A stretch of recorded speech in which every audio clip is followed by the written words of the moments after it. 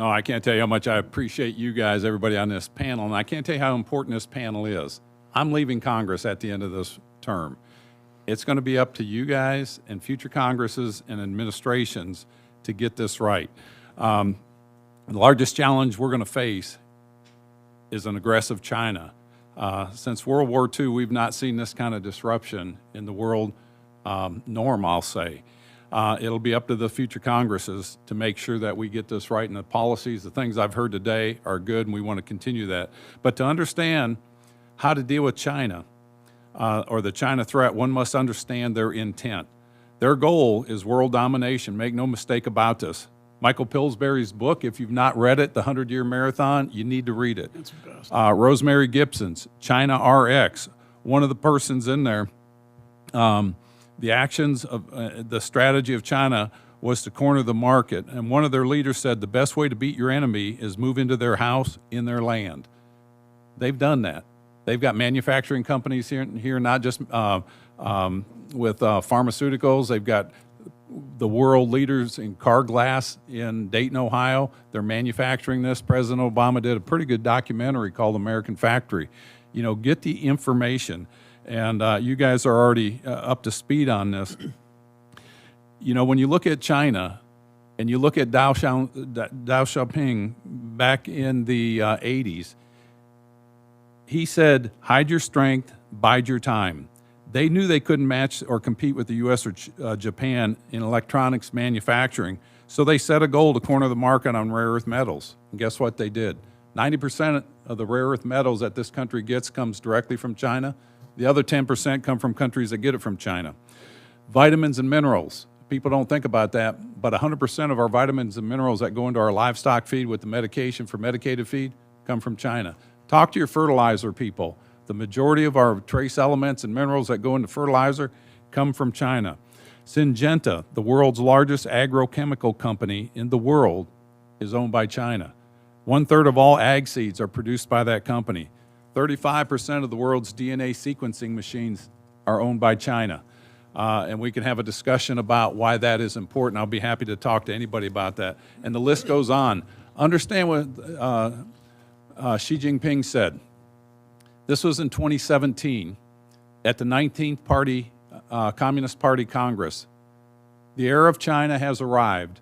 No longer will we be made to swallow our interest around the world. It's time for China to take the world center stage. I mean, it's pretty evident what they're going to do. They have a blue water navy. They're building 5 aircraft carriers. They're securing the second chain of islands in the South Pacific. They have control and building the string of pearl ports around the world. You know, you look at the ports in Djibouti, you look at them in the other regions in that area, you see what they're doing. It's very clear. They control both sides of the Panama Canal. They're threatening the Indo-Pacific. They're threatening the South and the East China Sea. They're dredging land masses, and I refuse to call them islands, because if you call them islands, you give them legitimacy. They are not islands. They are dredged land masses that they have absolutely no claim. They don't honor international law or norms. The Philippines took them to court. China lost. They ignored it. They were here in the White House with President Obama and said in 2015, Xi Jinping says there's no goal of ours to militarize those islands. Yet today they're heavily militarized. Offensive and defensive weapons, they have bases on there, they have troops on there, and the march goes on and nobody does anything about it. The pandemic, I mean, we can talk about that, but you guys have already talked about that. They have a space program. They own Smithfield hog operations, the largest pork producer in our country. They control that. And we need to put a marker down, as Scott said, about Taiwan. I've been very vocal about Taiwan, and I support their sovereignty.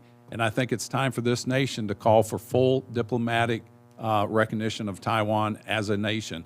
And it's going to cause a hellstorm. But if we do not lay that marker down today, is it going to be possible in 3 years?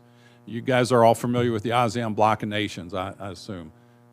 653 million people, about $3 trillion in trade.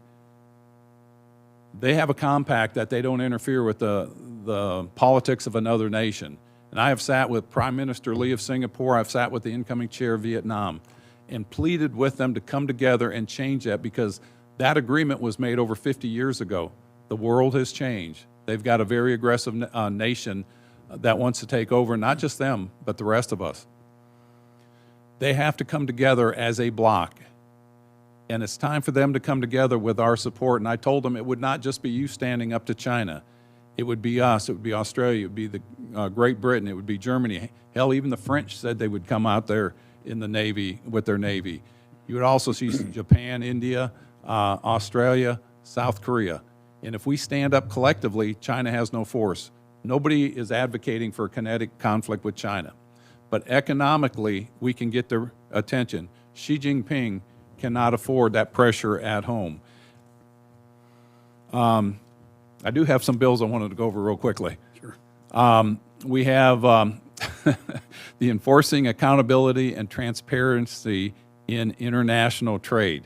I call it the Eat It Act because China today is still hiding under developing nation status at the WTO. They have the second largest economy. I mean, the Blue Water Navy, a space program, come on. And so what this does is it kind of removes them from that status so they can't hide behind that. We have the Taiwan Fellowship Act, which creates a 2-year fellowship program, and it's bipartisan. It's in the Senate. I believe it's Senator Rubio, and I can't remember the other one that's on that. But it's kind of like the Japanese Fellowship Act that we have that's been very successful, the Mansfield program.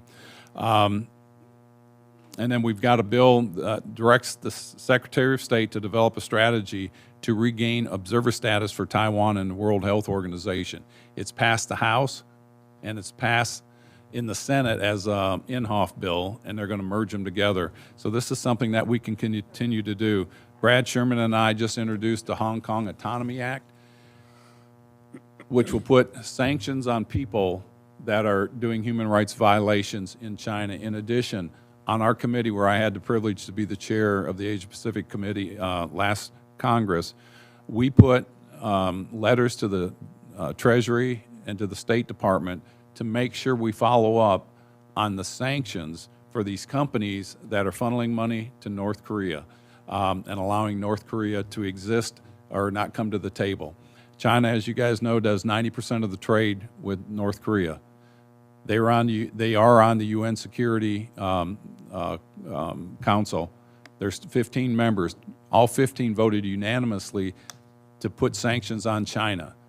China backed off of those sanctions and is allowing North Korea to continue their nuclear program that we're all going to pay for. And so, again, these actions are tough. But if we do not act as a nation and get our allies to act, is it going to be possible 3 to 5 years from now?